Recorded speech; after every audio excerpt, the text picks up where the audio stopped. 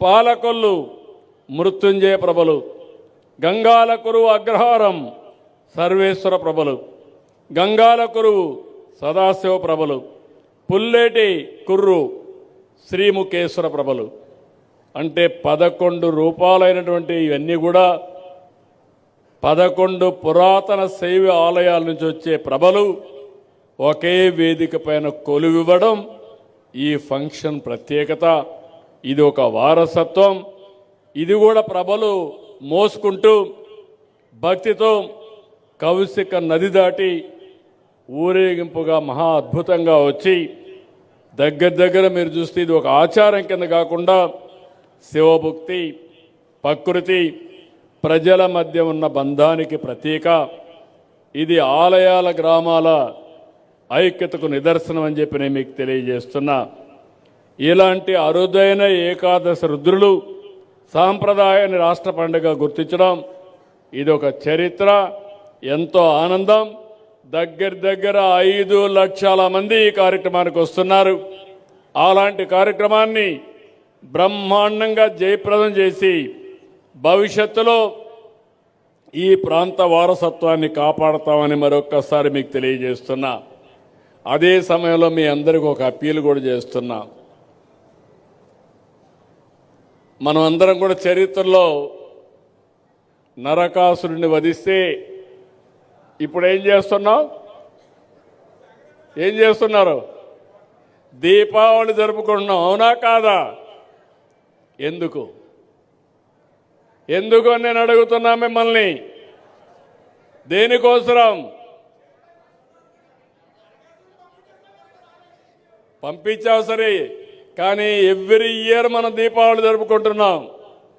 నరకాసురుణ్ణి గుర్తుపెట్టుకొని మళ్ళీ అలాంటి నరకాసురుడి పాలన రాకూడదని, నరకాసురుడు రాకూడదని,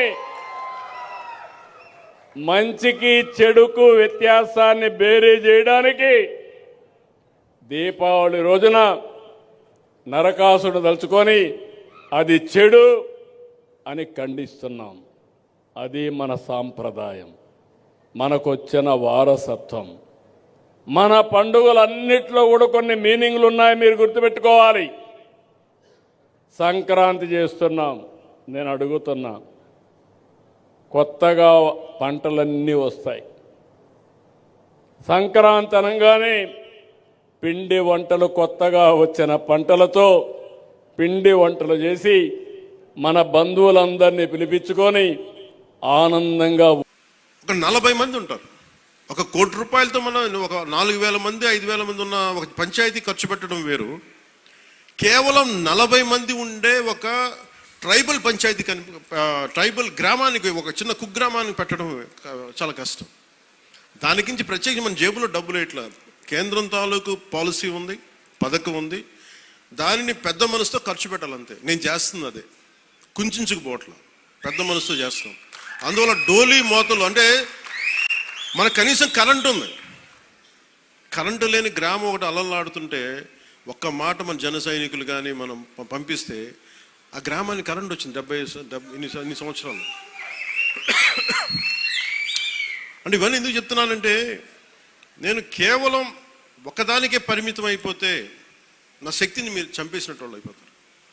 నాలాంటి వాడిని మీరు ఎంత బలం ఇస్తే, బయట ప్రాంతాల నుంచి వచ్చి అసలు నన్ను ఏం చేశారు లాస్ట్ టైం, మా జిల్లాల్లోకి వస్తే, మా ప్రాంతాల్లోకి వస్తే మేము అడుగు పెట్టాం, మా నియోజకవర్గాల్లోకి వస్తే చాలా నాకు చెప్పి వాళ్ళు మటుకు నేను ఎంచుకున్న నియోజకవర్గానికి వచ్చి మొత్తం వ్యతిరేకంగా చేశారు. వాళ్ళ ఏరియాలోకి వెళ్ళకూడదట, వాళ్ళ నియోజకవర్గాల్లోకి వెళ్ళకూడదు, కానీ మనం పనిచేస్తున్న నియోజకవర్గాలకు వచ్చి ఏదైనా కలగచ్చు. అంటే వాళ్ళకి అర్థం కాదు ఏంటంటే, నేను సన్నగా కనిపిస్తానో మెత్తగా కనిపిస్తానో నాకు తెలియదు, కానీ నా గట్టిదనం వాళ్ళకి తెలియదు. అంటే మీరు మొండి పట్టు పడితే, మీరు గొడవ పెట్టుకోవాలనుకుంటే నేను సంసిద్ధంగా ఉన్నాను, ఎప్పుడైనా గొడవ పెట్టుకోను. దానికి నా దగ్గర కొదవ లేదు, ఆ శక్తి కొదవ లేదు. కానీ ఏంటంటే, యుద్ధం ఎందుకు భరిస్తాడు? ఎవడన్నా తిడతామంటే బలం ఉన్నోడు భరిస్తాడు, బలహీనుడే ఎదురు తిరుగుతాడు. నేను ఎప్పుడన్నా సరే నా వ్యక్తిగతంగా నేను ఎప్పుడు గొడవ పెట్టుకోను. వ్యవస్థ కోసం ఇబ్బందులు అయినప్పుడు నాకేంటి, గత ప్రభుత్వం అద్భుతంగా పనిచేస్తే నాకు ఎందుకు అవసరం ఏముంది, అసలు పాలిటిక్స్ రావాల్సిన అవసరమే లేదు. ఉదాహరణకి నల్గొండ లాంటి ప్రాంతంలో ఫ్లోరోసిస్తో బాధపడతా ఉంటే కృష్ణానది నీళ్ళు హైదరాబాద్ దాకా వెళ్తున్నాయి, కానీ ఆ దారి వెంబడి వస్తున్న నల్గొండలో నీళ్ళు చాలా సంవత్సరాలు లేవు, ఈ మధ్యన వచ్చినాయి. అక్కడ మనుషులు ఈ మన ఫ్లోరోసిస్ తోటి చిన్న బిడ్డలు వంగిపోయి మంచానికి ఉంటే అది బాధ కలుగుతారు. ప్రభుత్వం ఆయనకి రమారమి 2,10,000 రూపాయలు ఆయనకి ప్రతి నెల వేతనం వస్తుంది. ఆ వేతనం మొత్తాన్ని కూడా పిఠాపురంలో ఉన్నటువంటి తల్లిదండ్రులు లేనటువంటి పిల్లల చదువు కోసం ప్రతి ఒక్కరికి 5,000 రూపాయలు చొప్పున ఇచ్చేటువంటి కార్యక్రమాన్ని చేపట్టి ₹1 కూడా జీతం తీసుకున్నటువంటి నాయకుడు శ్రీ పవన్ కళ్యాణ్ గారు అనేటువంటి మాటని మీ అందరికీ మనవి చేస్తున్నాను.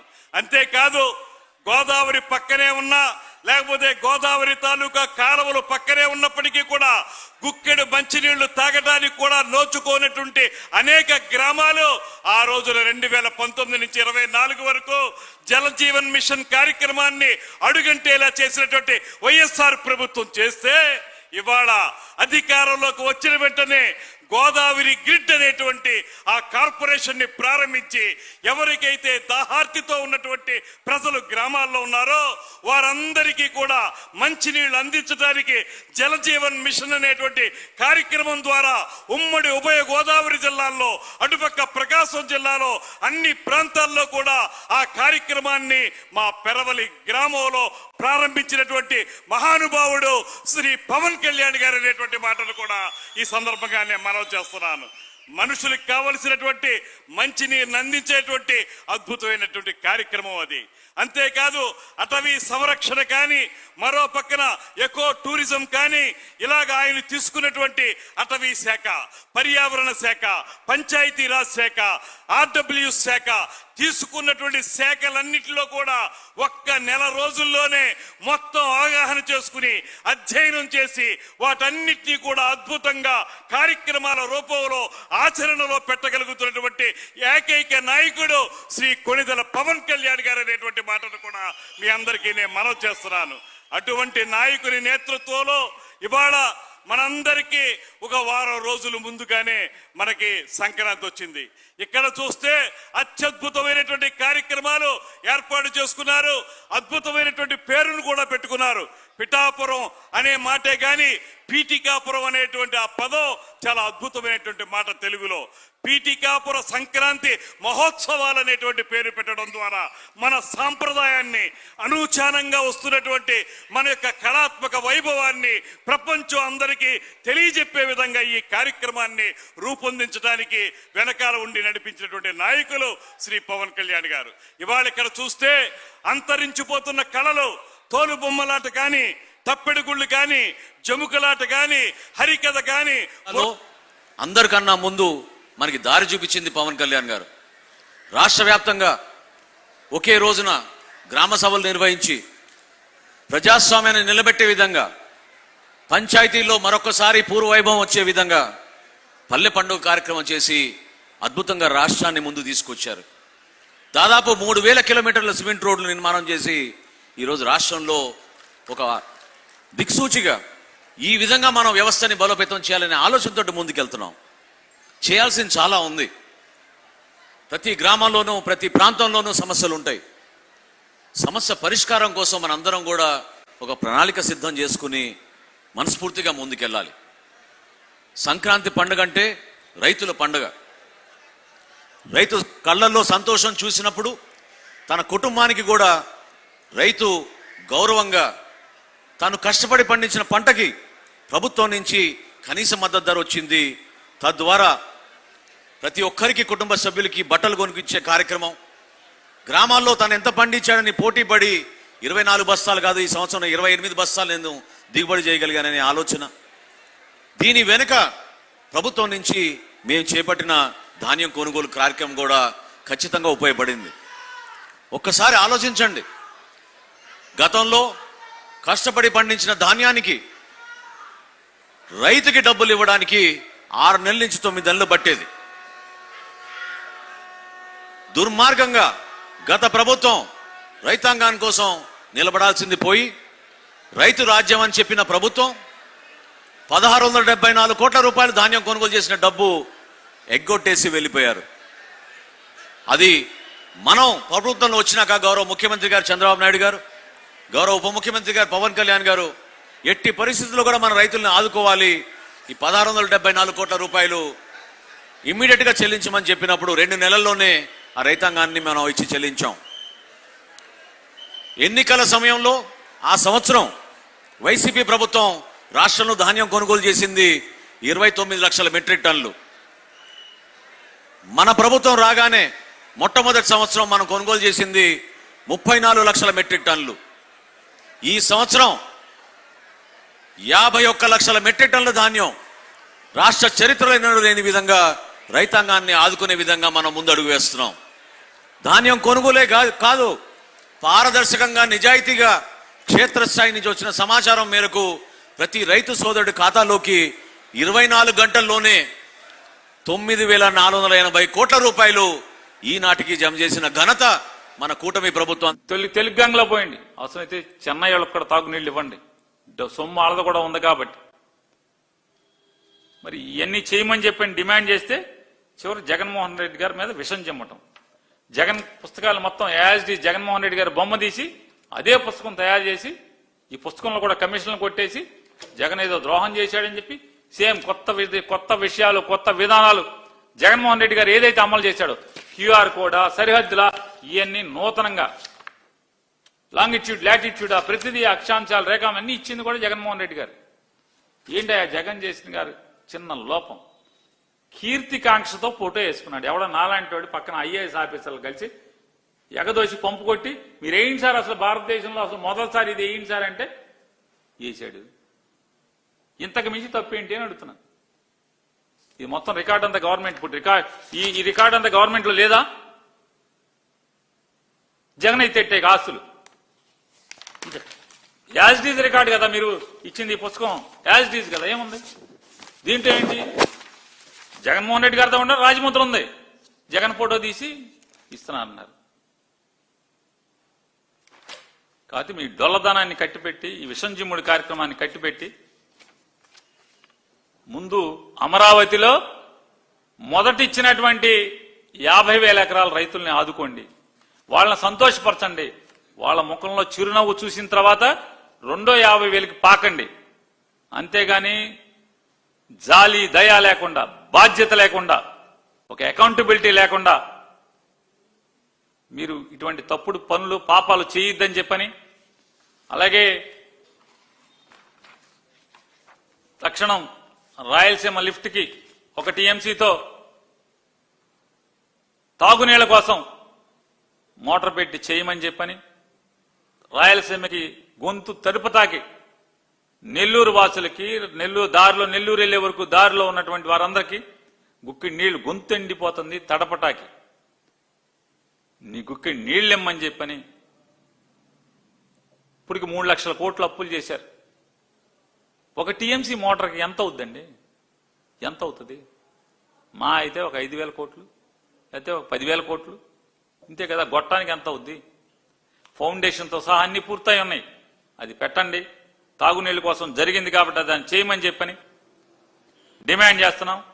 ఇట్లాంటి పాపపు మాటలు, విషపు మాటలు కట్టి పెట్టండి. మిమ్మల్ని ఎండగట్టి మిమ్మల్ని ఇంటికి సాగనంపే రోజు ప్రజలు శ్రీకృష్ణుడు శిశుపాలుడి తప్పుడు లెక్కబెట్టినట్టుగా ప్రజలు ఆంధ్ర రాష్ట్ర అంశాలు గుర్తుపెట్టుకోండి. మీకు పూర్తిగా అవగాహన ఉంటే మీరు రాయండి, జరుగుతున్న నష్టాన్ని తెలియచేయండి. అంతేగాని మిడిమిడి జ్ఞానంతో ఆ ప్రాంతంలో ఎంత నష్టపోతున్నామో అటువంటిది పరిశీలన చేసుకోకుండా, లేకపోతే రాజకీయంగా వైఎస్ఆర్సీపీకి ఎక్కడ మైలేజ్ వస్తుందో అన్న ఆందోళనతో తప్పుదో పట్టించే ప్రయత్నం చేసి అసత్యమైనటువంటి మాటలను ప్రచురించి అసత్యమైనటువంటి మాటలు మాట్లాడడం శ్రేయస్కరం కాదు.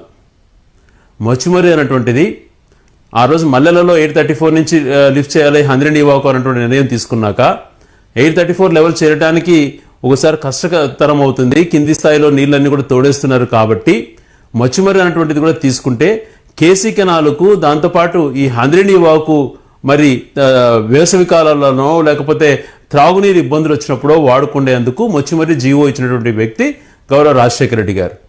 ఆ ముచ్చుమర్రి పనులు ప్రారంభమై దాంట్లో ఒక 4 పంపులు దాదాపుగా కేసీ కెనాలకు, మిగిలినటువంటివి హంద్రినీవా ద్వారా ఏదైతే జీడిపల్లి గొల్లపల్లి రిజర్వాయర్కి వెళ్ళేటువంటి మార్గాన్ని ఏర్పరిచారు. అదన్నీ తెలుసుకోకుండా 3000 క్యూసెక్లకు టీఎంసీలకు తేడా తెలియదని గతంలో చెప్పాను. ఈరోజు మీరు నిరూపించారు, మీకు అర్థం కాదు క్యూసెక్లు అంటే ఏంది, టీఎంసీలు ఏందన్నది కూడా మీకు తెలియదు అన్నటువంటి స్పష్టంగా అర్థమవుతోంది. ముందు నుంచి చెప్తున్నాం, 790 అడుగుల్లో ముచ్చుమర్రి అన్నటువంటిది 3.31 టీఎంసీ అంటే దాదాపుగా 3000 క్యూసెక్లు మాత్రమే. 3000 క్యూసెక్లు లిఫ్ట్ చేసే దాన్ని 3 టీఎంసీలు అన్నటువంటిది మీరు అనుకుంటున్నారు, ఆ విధంగా మీరు ప్రచురించినారు. 3000 క్యూసెక్లకు 3 టీఎంసీలకు ఎట్లా ఉంటుందంటే తేడా? 33,000 క్యూసెక్లు వస్తే కానీ 3 టీఎంసీలు తీసుకోలేదు. అది కూడా తెలుసుకోకుండా దాంట్లో మీరు ఇష్టానుసారం వార్త రాసి 3000 క్యూసెక్లు తీసుకుంటుంటే దానికి సమాంతర కాలువ ఉంటుంది. ఇప్పుడు ముచ్చుమర్రి చేసిన దానికి 3000 క్యూసెక్లు సపోర్ట్ చేయడం కోసం కేసీ కెనాల్కు పంపులు పెట్టి హంద్రినీవాలో జాయిన్ చేయడం కోసం దానికి సమాంతర కాలువ కూడా ఉంది. అది కూడా తెలుసుకోకుండా సమాంతర కాలువ ఎలా ఏర్పడుతుంది, దీన్ని 33,000 క్యూసెక్లకు ఎక్కడ కాలువ వచ్చింది, ఎక్కడ ఏం చేశారు అన్నటువంటిది ఏమీ తెలుసుకోకుండా ముచ్చుమర్రినే మీ ఆలోచన సేమ్, ముచ్చుమర్రిని రాయలసీమ లిఫ్ట్ ఒకటే సేము, అది బాబు గారికి పేరు వస్తుంది. బాబు గారు మీరు ఒక్కటే ఆలోచన చేయమంటున్నా, మీ హయాంలో కానీ నీకు వచ్చినటువంటి అధికారం దాదాపుగా ఈ రాష్ట్రంలో ఎవరు లేనన్ని ఎక్కువ సంవత్సరాలు ముఖ్యమంత్రిగా ఉన్నారు. మీరు ఒక్క ఆలోచన కూడా ఇది చేస్తాను, ఇది చేస్తే మంచిది, దీనివల్ల ప్రజలకు ఉపయోగపడుతుంది అన్నటువంటిది మీకు ఆలోచన దేనిపైన రాలేదు. మల్లెల హెచ్ఎన్ఎస్ఎస్ రాలేదు, పోతిరెడ్డిపాడు పైన రాలేదు, ముచ్చుమర్రి పైన ఆలోచన మీకు లేదు, గెండుకోట ఆలోచన మీకు లేదు, తెలుగుగా మంచిగా ముందుకు తీసుకెళ్లాలన్న ఆలోచన మీకు లేదు, హంద్రినీవాన్ చేయాలని మీకు ఆలోచన లేదు, పోలవరం చేయాలని మీకు ఆలోచన లేదు, లేకపోతే ఉత్తరాంధ్ర సుజల సమితి చేయాలని మీకు ఆలోచన లేదు.